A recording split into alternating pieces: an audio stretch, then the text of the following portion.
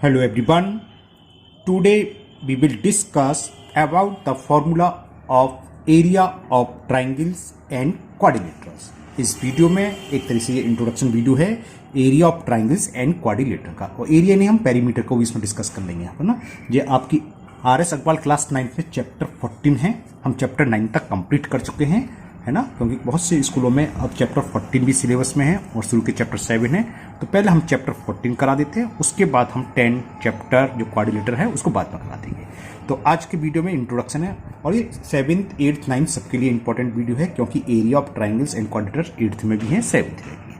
चलिए करते हैं। सबसे पहले हम ट्राइंगल के बारे में और पेरीमीटर लिख लेते हैं, क्योंकि पेरीमीटर का एक ही फॉर्मूला है ट्राइंगल का, आप जानते हैं क्या। पेरीमीटर ऑफ ट्राइंगल क्या होता है, क्या होता है? सम ऑफ ऑल साइड्स, है ना। जहां आपने हीरोन्स फॉर्मूला अभी हम डिस्कस करेंगे थोड़ी देर बाद, वहां भी पेरीमीटर आएगा। तो पहले मैं पेरीमीटर ऑफ ट्राइंगल ही बता देता हूं। तो पेरीमीटर ऑफ ट्राइंगल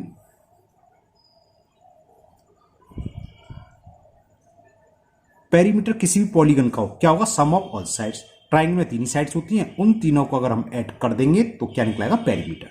तो perimeter of triangle is equal some of all side, तीनों साइड्स का सम। ये तो पेरीमीटर की बात होगी फर्स्ट। अब बात है एरिया ऑफ ट्राइंगल। कोई भी ट्राइंगल हो, अगर उसका हमें बेस मालूम हो और हाइट गिवन हो, तो एरिया ऑफ ट्राइंगल होता है half into base into height, और एरिया हमेशा स्क्वायर यूनिट होती है। अगर सेंटीमीटर में हाइट और बेस है तो स्क्वायर सेंटीमीटर, मीटर में तो स्क्वायर मीटर, है ना। स्क्वायर यूनिट का आंसर आता है इसका। तो पहला फॉर्मूला तो ये आ गया एरिया ऑफ ट्राइंगल का। एरिया ऑफ ट्राइंगल होता है हाफ बेस इनटू हाइट। मतलब क्या है ये समझ लीजिए। हमें कोई ट्राइंगल दे रखा है ABC, BC अगर बेस है, हाँ बेस भी क्लियर कर दें। बहुत से स्टूडेंट्स को कंफ्यूज होता है कि बेस ये है। ट्राइंगल में तीन साइड्स हैं तो तीनों ही बेस हैं। AB भी बेस है इस ट्राइंगल का, AC भी बेस है ना। अगर बेस AC माने तो अपोजिट वर्टेक्स 20 से इस पर जो परपेंडिकुलर डालेंगे तो वो इसकी होगी हाइट। हम अगर बेस BC ले रहे हैं तो A से यानी कि BC के सामने वाली साइड जो हमने बेस लिया है उसके जो अपोजिट वर्टेक्स हो उससे उस पर परपेंडिकुलर ड्रॉ कर दो, वो इसकी कहलाएगी हाइट। तो इस ट्राइंगल में अगर BC बेस है तो हाइट क्या होगी? AD। हो सकता है बेस हम AC लें, इसको नाम दें E, तो अब इस कंडीशन में हाइट होगी A। बेस AB भी हो सकता है, तो C से इस पर परपेंडिकुलर डाल दें हम, मान लो F है ये, तो अगर AB बेस है तो CF होगी इसकी हाइट। शर्त क्या है? अपोजिट वर्टेक्स पे इस पर परपेंडिकुलर होना चाहिए, वो इसकी हाइट होती है। क्लियर? तो बेस, तीन बेस हैं। अगर हम BC बेस लेंगे तो हाइट लगेगी AD, अगर हम AB बेस लेंगे तो हाइट होगी CF, और अगर हम बेस AC लेंगे तो हाइट होगी B। क्लियर? तो half base into height. Base का मतलब ही नहीं, ये कभी नहीं है कि BC ही बेस है, कोई सा भी बेस हो सकता है, AC भी हो सकता है, AB, तीनों साइड में कोई बेस हो सकता है। ये तो बात होगी एरिया ऑफ ट्राइंगल। कैसे ट्राइंगल? कैसा भी ट्राइंगल हो जिसमें हमें एक बेस और एक हाइट दे रखी हो तो हम ये यूज कर लेंगे। फिर आता है एक right angle triangle. Right angle triangle में क्या होता है? सेम फॉर्मूला रहेगा, area of right angle triangle. Right angle triangle का मतलब आपको मालूम है, जिसमें एक एंगल 90 डिग्री हो, और किसी भी ट्राइंगल में एक से अधिक 90 डिग्री हो नहीं सकता। तो जो 90 डिग्री को बनाने वाली आर्म्स होती हैं, अगर मान लो ये मैंने एक फिगर बनाई ABC, तो इस फिगर के हिसाब से इसमें जो 90 डिग्री की आर्म्स कौन सी है? AB और BC। तो इसमें एक बेस है तो दूसरी हाइट। अगर ये बेस है तो ये हाइट, अगर AB बेस लेंगे तो हाइट क्या हो जाएगी इसकी, यानी BC। तो फॉर्मूला वही सेम है, half base into height. Base और हाइट क्या होगी? जो राइट एंगल बनाने वाली आर्म्स है उसमें एक बेस और एक height. Okay, now next equilateral triangle. Equilateral triangle क्या होता है? जिसकी तीनों साइड्स हमें गिवन हो, यानी कि ऐसा ट्राइंगल जिसकी तीनों साइड्स इक्वल हैं। तो क्या होगा? Area of N equilateral triangle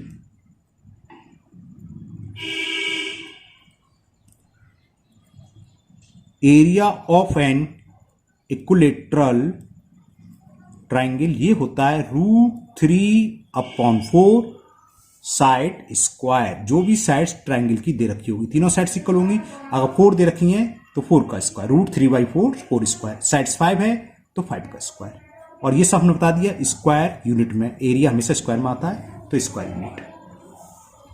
okay, अब है आइसोलेसिस। आइसोलेसिस ट्रायंगल कौन से होते हैं? जिसमें दो साइड्स इक्वल हों, वही तो आइसोलेसिस होते हैं। इक्विलेटर जिसमें तीनों साइड्स इक्वल हो। तो आइसोलेसिस ट्रायंगल का एरिया कैसे निकालेंगे? उसका एक सिंपल सा फॉर्मूला है, लिख देते हैं। Area of an isosceles triangle, isosceles triangle. अभी लिखूंगा, पहले मैं फिगर बना के समझा दूं आइसोलेस ट्रायंगल क्या है। देखो आइसोलेसिस ट्रायंगल क्या होता है? एक ऐसा ट्रायंगल जिसकी दो साइड्स इक्वल है, और इक्वल वाली साइड हमने मान ली ए, और ये थर्ड साइड इसको हम बेस बोल देते हैं, अनइक्वल हो। तो इस अगर दो अनइक्वल साइड्स जो हैं, सॉरी इक्वल साइड्स हैं वो ए है, और जो अनइक्वल साइड्स हैं हम अगर इसको बी से रिप्रेजेंट करें तब एरिया क्या होगा आइसोलेसिस ट्रायंगल का? वो ये होता है b/4 into under root 4a² minus b² square unit. बस ये यहां ध्यान रखना है, ए कौन सी है? Equal sides. अगर हम एक ट्रायंगल दे रखा है 336 सेंटीमीटर का या 335 सेंटीमीटर का, तो ए की वैल्यू क्या होगी? 3 जो इक्वल साइड्स है, और बी की वैल्यू होगी 5। तो ये फॉर्मूला लगा देंगे b/4 under root 4a² minus b²। Okay, अब अगर स्केलन ट्रायंगल हो, स्केलन ट्रायंगल का मतलब जिसकी सारी साइड्स अलग हो। सपोज करो हमें एक ट्रायंगल दे रखा है ए बी सी, इसकी साइड्स ए है, ये बी है, ये स्मॉल सी है। अब तीनों साइड्स क्या हैं? डिफरेंट्स हैं, अलग अलग हैं। तो ना तो इसमें आइसोलेसिस वाला ट्रायंगल लगेगा, एरिया लगेगा फॉर्मूला, ना ही इक्विलेटर ट्रायंगल वाला लगेगा, और ना ही इसमें बेस और हाइट दे रखा है। तो इस कंडीशन में ना तो हमें बेस और हाइट, अगर बेस और हाइट दिया होता तो बस सिंपल सा लगा देते हम हाफ बेस इंटू हाइट। दो साइड्स इक्वल होती यानी कि आइसोलेसिस होता, ये लगा देते। तीनों साइड्स होती इक्विलेटर ट्रायंगल होता, ये वाला फॉर्मूला लगा देते, आंसर आ जाता। लेकिन इसमें तो तीनों ही साइड्स अलग है, ना बेस दे रखी है ना हाइट। तो इसके लिए हीरोन्स मैथमेटिशियन थे, उन्होंने एक फॉर्मूला दिया, अगर तीनों साइड्स अलग हो यानी कि स्केलन ट्रायंगल हो, उसका एरिया कैसे फाइंड करेंगे। और स्केलन से मतलब नहीं, आप इससे इस फॉर्मूला को यूज करते हुए आइसोलेसिस ट्रायंगल का भी फाइंड कर सकते हैं और इक्विलेटर का भी। तीनों साइड्स मालूम होने चाहिए बस। तो फॉर्मूला क्या था पहले मैं लिख देता हूं। Area of triangle, area of triangle Heron's formula के हिसाब से ये होता है अंडर रूट एस माइनस ए क्या है? साइड्स है। एस क्या है हम डिस्कस करेंगे, into S minus B into S minus, ठीक है ना। और एस क्या है? एस कहलाता है semi perimeter, where H is semi perimeter. S क्या है? एक्स बिलोंग्स करता है सेमी पेरीमीटर को, सेमी पेरीमीटर ऑफ ट्रायंगल। तो निकालेंगे कैसे सेमी पेरीमीटर क्या होता है? पेरीमीटर क्या होता है? तीनों साइड्स का सम, ए प्लस बी प्लस सी, तो पेरीमीटर है। सेमी का मतलब हाफ, तो 1/2 2 से डिवाइड कर दो। तो एस की वैल्यू ये होगी, S is equal half A plus B plus C. तो जब कभी भी इसको यूज करेंगे, first we will find the value of X. सबसे पहले हम एस की वैल्यू फाइंड करेंगे। कैसे? ये तीनों साइड्स गिवन होंगी, ए 4 है, ये 5 है, 6 है सपोज करो, तो 4 + 5 + 6 जो भी आएगा 2 से डिवाइड, वो एस की वैल्यू। फिर इस फॉर्मूला पुट कर देंगे, सॉल्व करके एरिया फाइंड कर लेंगे। ओके, तो ये तो रहे डिफरेंट ट्रायंगल का, isosceles, equilateral triangle, right angle triangle और एक कौन सा स्केलन ट्रायंगल का एरिया फाइंड करने के फॉर्मूले। अब बात करते हैं हम क्वाड्रिलेटरल के। ट्रायंगल में ये केस बनते हैं क्योंकि टॉपिक है हमारा area of triangles and quadrilateral. तो सबसे पहले हम कुछ भी ले, रेक्टेंगल ले, चलो रेक्टेंगल लेते हैं। तो एरिया ऑफ रेक्टेंगल, रेक्टेंगल आप जानते हैं शेप क्या होती है, एक quadrilateral close figure whose opposite sides are equal and each angle is 90 degree. ये रेक्टेंगल, ये इसकी लेंथ कहलाती है, ये इसकी ब्रेथ। तो एरिया ऑफ रेक्टेंगल क्या होगा? एरिया ऑफ रेक्टेंगल बिल्कुल सही है, आप लोगों को पढ़ा है, 7th क्लास से पढ़ रहे हैं, ये तो 9th क्लास का चल रही है। एरिया ऑफ रेक्टेंगल, हाँ 7th वाले देख रहे तो आप सीखें। लेंथ इंटू ब्रेथ, मैं शॉर्ट में लिख दिया एल इंटू बी है ना, एल फॉर लेंथ, नीचे लिख दूंगा, चलो यही लिख देता हूं, यहां पर एल बी क्या है, एल जिसको भी रिप्रेजेंट कर रहा है वो लेंथ है रेक्टेंगल की लेंथ, और बी फॉर ब्रेथ, ब्रेथ या विथ एक ही चीज होती है, चौड़ाई से मतलब है ना। तो area of rectangle is length into breadth. अब देखो अगर हम क्रॉस मल्टीपल करें, हो सकता है किसी क्वेश्चन में हमें एरिया दे रखा हो, लेंथ दे रखी है, विथ पूछे, तो विथ क्या हो जाएगी, area of rectangle divided by length, है ना। तो कभी कभी पूछ लेता है कि लेंथ निकालो या विथ निकालो, तो लेंथ ऑफ रेक्टेंगल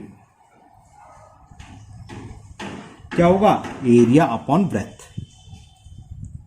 एरिया से मतलब area of rectangle upon breadth, जो रेक्टेंगल की बात चली तो यह सब रेक्टेंगल की बात है ना, तो मैं रेक्टेंगल वगैरह नहीं लिख रहा। अब समझ आ गए, अगर हम विथ पूछें या ब्रेथ पूछें तो क्या होगा, एरिया अपॉन लेंथ, यहीं से आया, विथ क्या होगा, एल अपॉन में आ जाएगी, यानी कि लेंथ नीचे आ जाएगी, तो विथ क्या हो गई, विथ ऑफ रेक्टेंगल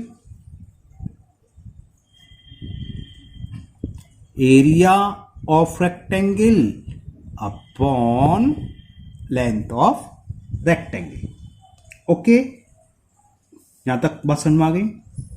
अब जरा डायगोनल्स के बारे में बात करें, रेक्टेंगल का डायगोनल्स क्या होगा, देखो ये डायगोनल्स होता है, अगर हम देखें इस ट्रायंगल में 90 डिग्री है, पाइथागोरस थ्योरम पड़ेगी, perpendicular square plus base square होता है डायगोनल्स का स्क्वायर, तो इसका स्क्वायर रूट निकाल दें तो ये होता है under root L square plus V square, मैं नीचे लिख रहा हूं चिंता ना करें, लेंथ ऑफ डायगोनल्स, ठीक है ना, या only diagonals, length of diagonal of rectangle,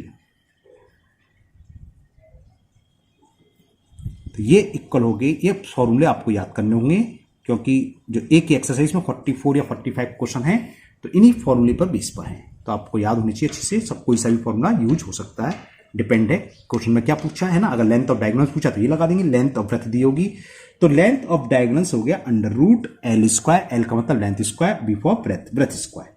okay, अब इसमें क्या रह गया, पेरीमीटर वो पता था, पेरीमीटर ऑफ रेक्टेंगल ये होता है 2l प्लस पी, तो पेरीमीटर ऑफ रेक्टेंगल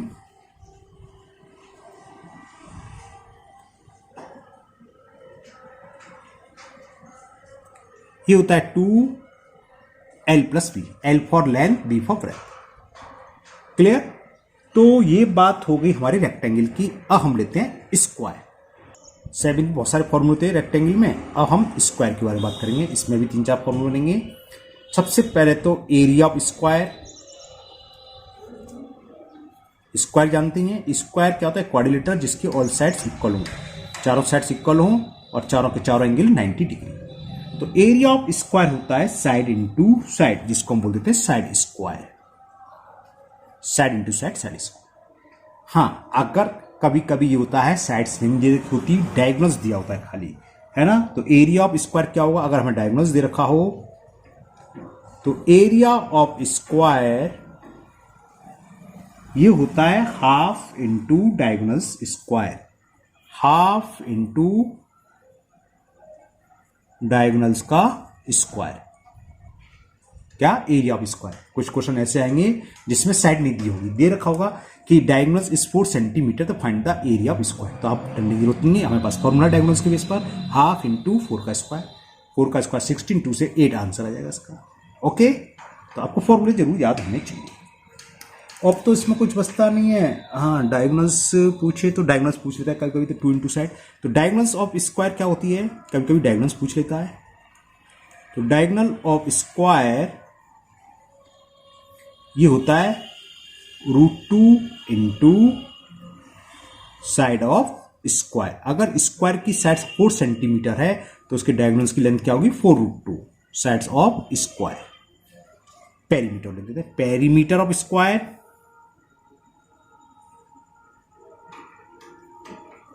कुछ सवालों पेरीमीटर पूछा चाहिए, चारों साइड्स इक्वल होती हैं स्क्वायर की, तो 4 इंटू साइड्स, 4a भी लिख देते हैं, ए अगर साइड्स a है तो 4 इंटू ए या 4 इंटू साइड्स। तो ये बात हो गई स्क्वायर की। अब बात चलती है पैरेललोग्राम लेते हैं, एरिया ऑफ पैरेललोग्राम कैसे निकालेंगे, parallelogram, area of a parallelogram. Parallelogram तो जानते हो, पैरेललोग्राम की पहले मैं फिगर तो बता दूं। पैरेललोग्राम भी होते हैं क्वाड्रिलेटरल जिसकी अपोजिट साइड्स पैरेलल होती हैं। ये इसके पैरेलल होगी और ये इसके पैरेलल होगी। पैरेललोग्राम है तो अपोजिट साइड्स पैरेलल होती है, वो इक्वल भी होती हैं। ये इसके इक्वल होगी, ये इसके इक्वल होगी।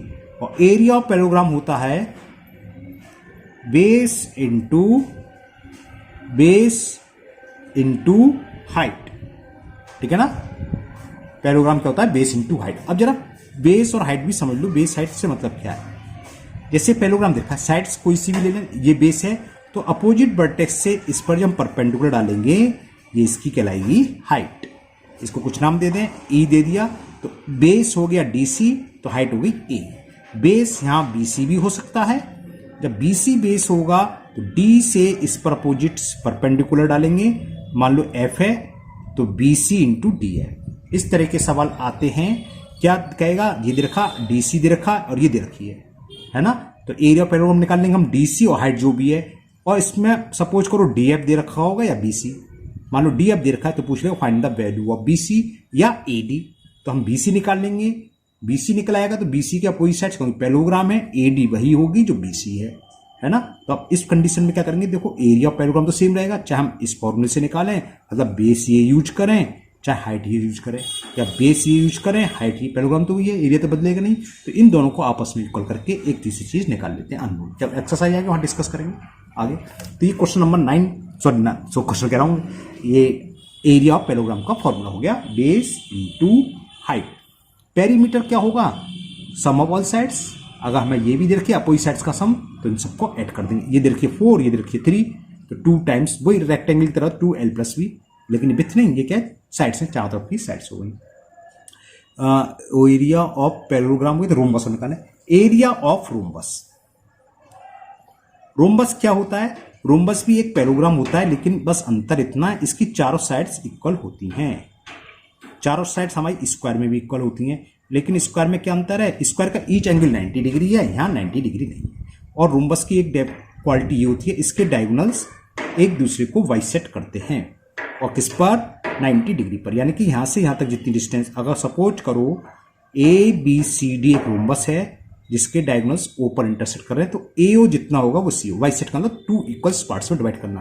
तो ए ओ इक्वल टू सी ओ होगा और B O equal to D होगा। ये चारों इक्वल नहीं होंगे, ए ओ सी ओ के इक्वल होगा, बी ओ डी इक्वल होगा, और का इंटरसेक्ट करते हैं, यानी कि एक दूसरे पर 90 डिग्री पर मीट करते हैं। ओके, तो एरिया ऑफ रोम्बस क्या होता है, अगर रोम्बस में हमें बेस और हाइट दे रखी हो तो पैरेललोग्राम की तरह हो जाएगा, बेस इनटू हाइट। इसका एक अलग फॉर्मूला और होता है अगर हमें डायगोनल्स दे रखें दोनों। तो एरिया ऑफ रोम्बस, पहले तो मैं बेस इनटू हाइट ही लिख दूं, कहीं कहीं बच्चे करोड़ा कंफ्यूज हो जाते हैं, सर ये तो पैरेललोग्राम का होता है। अगर हमें रोम्बस में बेस दे रखा हो, हाइट दे रखा हो, तो सीधे लगाएंगे, parallelogram is also, sorry rhombus is also a parallelogram, तो बेस इनटू हाइट से निकल आएगा। अगर हमें बेस दे रखी हो, हाइट दे रखी हो, तो डरने की जरूरत नहीं है, क्योंकि ज्यादातर हम एक ही फॉर्मूला यूज कर लेते हैं, तो बच्चे स्टूडेंट्स जो होता है कंफ्यूज जाते हैं कि सर ये तो पैरेललोग्राम का होता है। देखो ये पैरेललोग्राम का है, रेक्टेंगल का भी एरिया हम इससे निकाल सकते हैं, बेस इनटू हाइट, क्योंकि rectangle is also a parallelogram. Rectangle का फॉर्मूला क्या होता है, L into B, length into width, है ना। इसमें जो लेंथ है एक बेस है और जो विड्थ है वो हाइट है, एक बेस एक हाइट का काम कर रही है, तो फॉर्मूला तो यही है। सेम स्क्वायर का है, स्क्वायर भी बेस इनटू हाइट लग रहा होता है। आप कहोगे सर हमने तो अभी साइड स्क्वायर पढ़ा था, तो आप समझ लो पहले। देखो स्क्वायर भी क्या होता है, square is also a parallelogram. अब देखो 90 डिग्री, ये बेस हुआ, ये हाइट हुआ, तो ये क्या है साइड्स, ये भी साइड, तो साइड इंटू साइड करोगे, base into height, side into side, side square हो गया। अब इसका एक दूसरा फॉर्मूला, एरिया ऑफ रोम्बस, ये होता है half into D1 into D2।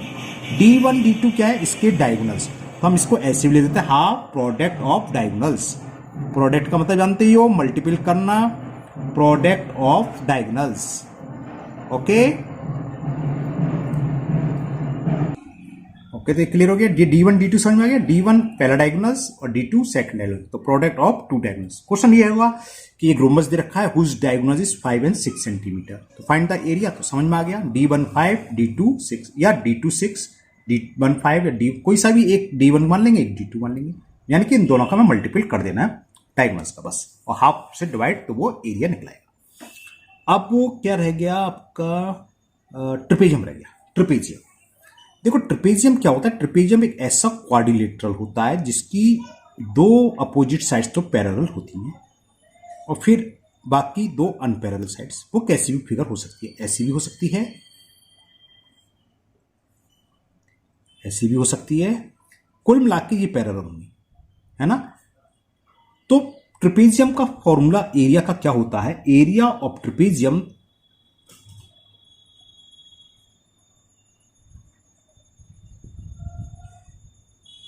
ये होता है हाफ इनटू जो पैरेलल साइड्स है उन दोनों को ऐड कर देंगे।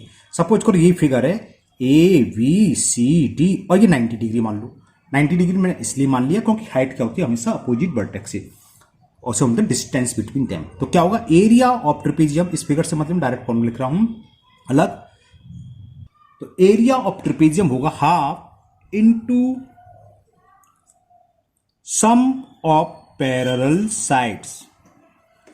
जो भी पैरेलल साइड्स हैं वो गिवन होगी कि parallel sides are 4 centimetre 10 centimetre, तो 4 + 10 कर देंगे। इस फिगर से A B plus D C हो गया, इनटू डिस्टेंस बिटवीन देम, उन दोनों पैरेलल साइड्स के बीच की डिस्टेंस। डिस्टेंस से मतलब क्या, मान लो ये फिगर है तो इनकी डिस्टेंस क्या होगी, जो छोटी साइड्स है उसके वर्टेक्स से सामने वाली साइड्स पर आप परपेंडिकुलर डालोगे। डिस्टेंस का मतलब ही हमेशा होता है परपेंडिकुलर डिस्टेंस, है ना। तो half sum of parallel sides into distance between them, उन दोनों पैरेलल साइड्स के बीच की दूरी। ये हो गया एरिया ऑफ ट्रिपेजियम। अब देखो कभी कभी कोई फिगर ऐसे आ जाती है कि एक क्वाड्रिलेटर दे रखा है, कैसा भी क्वाड्रिलेटर हो सकता है, मान लो ये बना दिया, एक इसका डायगोनल्स दे रखा है, इसको नाम दे दिया मैंने ए बी सी डी। ए से इस पर, ए की डायगोनल्स पर परपेंडिकुलर दे रखे हैं अपोजिट वर्टेक्स से, तो ए बी सी डी, इसे मान लिया ई और इसे मान लिया एफ, है ना। तो इस कंडीशन में एरिया क्या होगा, area of quadrilateral, area of में A B C D, area को शॉर्ट में ए बी ए आर लिख देते ना, तो ये होगा half into sum of perpendicular, क्या हो गया A E plus C F perpendicular, into जो कॉमन डायगोनल्स है जिस पर दोनों पर परपेंडिकुलर है बी डी। ये इसका आंसर होगा, सॉरी फॉर्मूला, ये एरिया फाइंड करने का। ज्यादा परेशान होने की जरूरत नहीं है, अभी बताता हूं, बहुत सिंपल है। देखो करा क्या, हमें नीचे ऊपर ट्रायंगल दिखाई दे रहा है, कौन सा ए बी डी, इसका एरिया क्या होगा हमें मालूम है, ये बी डी क्या है बेस और अपोजिट शेप क्या हाइट, तो क्या होगा हाफ बेस इनटू हाइट। तो देखना यहां लिखता हूं मैं, area of triangle A B D, ऊपर वाले ट्रायंगल का हाफ बेस, बेस क्या है B D into height, height क्या इसमें ए ई, तो ये हो गया। और नीचे वाले ट्रायंगल का एरिया क्या होगा, area of triangle B C D, क्या होगा हाफ इंटू बेस, बेस वही है बी डी, इंटू हाइट क्या होगी सी है, होगी ना। अगर मैं इन दोनों को ऐड कर दूं, triangle A B D plus triangle B C D, तो क्या बन जाएगा, क्वाड्रिलेटर हो जाएगा। तो इन दोनों को ऐड करा तो क्या हो गया, area of triangle A B D plus area of triangle, ये कभी कभी प्रूफ आया था, प्रूफ कर रहा हूं मैं इस फॉर्मूले का, समझ बी सी डी। क्या होगा, इन दोनों में देखो हाफ बी डी कॉमन आ जाएगा, half into B D common, तो क्या बचेगा ए ई प्लस सी है। तो ये पूरा मिलकर क्या हो गया, क्वाड्रिलेटर हो गया। Area of A B C D, देखो ऊपर वाला ट्रायंगल ए बी डी और नीचे वाला ट्रायंगल दोनों को प्लस कर दें, ए बी डी ये और नीचे वाला ये, पूरा हो गया quadrilateral A B C D. तो ए बी सी डी का क्या हो गया, हाफ वही आ गया, देखो A E plus C F, B D बाद में लिख रहा हूं मैं, इंटू बी डी। क्लियर। तो ये हाँ एक चीज बता दूं, देखो कभी कभी हमें एक ऐसी फिगर हो जाती है जो हम अपना कॉमन सेंस यूज करके सोच समझ के उसको फाइंड करेंगे। जैसे कोई क्वाड्रिलेटर दे रखा है, देखो एक क्वाड्रिलेटर मैंने बनाया आपके लिए, ये दे रखा है 90 डिग्री, और ये 90 नहीं है, और ये ऐसे दे रखा है, ये सेंटीमीटर दे रखी है 3 4 5 2, सपोज करो दे रखा है। अब पूछे find the area of this quadrilateral, है ना। अभी पैरोग्राम तो है नहीं, वरना तो बेस इंटू हाइट लगा देते। तो क्या करें, तो देखो क्या करेंगे, इस तरीके की कंडीशन में मान लो ये ए बी सी डी है, तो ए को सी से ज्वाइन कर दो, क्योंकि ये 90 डिग्री बनना है तो हाइपोटेनियस हो गया, तो हम हाइपोटेनियस निकाल सकते हैं। हाइपोटेनियस का स्क्वायर क्या होता है, ए सी स्क्वायर होता है A B square plus B C square. जब सॉल्व करोगे तो आ जाएगा 5, जो भी आएगा इसमें 5 आएगा। तो अब क्वाड्रिलेटर का देखो, इसमें तो ट्रायंगल बन गया, इस क्वाड्रिलेटर का एरिया क्या होगा, नीचे वाले ट्रायंगल का एरिया प्लस ऊपर वाले ट्रायंगल का एरिया। नीचे वाले ट्रायंगल का ये 90 डिग्री है तो ये बेस हो गया, ये height, high base into height करके निकाल लो। ऊपर वाले का 2 5 5, तो 5 5 आ गया। आइसोलेसिस, या तो आप आइसोलेसिस ट्रायंगल का फॉर्मूला लगा दो या तीन साइड से हीरोन्स फॉर्मूला का, दोनों ट्रायंगल का अलग अलग निकाल देंगे, दोनों को ऐड कर देंगे, तो ये किसका हो जाएगा, क्वाड्रिलेटरल एबीसीडी का एरिया फाइंड हो जाएगा। इस तरह के सवाल काफी आएंगे आपके एक्सरसाइज में। तो आज की वीडियो में इतना ही, इंट्रोडक्शन वीडियो था, मैंने सारे फॉर्मूले बताए और बताया किस टाइप के सवाल आ सकते हैं ना। तो मुझे उम्मीद है ये आपको सब समझ में आ गए होंगे फॉर्मूलों को कैसे यूज करेंगे। अब नेक्स्ट वीडियो में हम क्लास 9 RS अग्रवाल की चैप्टर 14 एक की एक्सरसाइज है उसको सॉल्व करेंगे। ये 2-3 वीडियो में कंप्लीट हो पाएगी, क्योंकि शायद 44 या 45 क्वेश्चन है इस एक्सरसाइज में, तो एक वीडियो पॉसिबल नहीं है, 2 या 3 वीडियो कम से कम इसकी बनेगी। ठीक है, तो अगर आप लोग पहली बार चैनल पर आए हैं तो चैनल को सब्सक्राइब करना ना भूलें, साथ ही साथ बेल आइकन जरूर प्रेस करें, जिससे आगे जो भी वीडियो अपलोड होगी उसका नोटिफिकेशन आपको मिलेगा और वो वीडियो आपकी मिस नहीं होगी। फिर मिलते हैं नेक्स्ट वीडियो में। Thank you, have a nice day.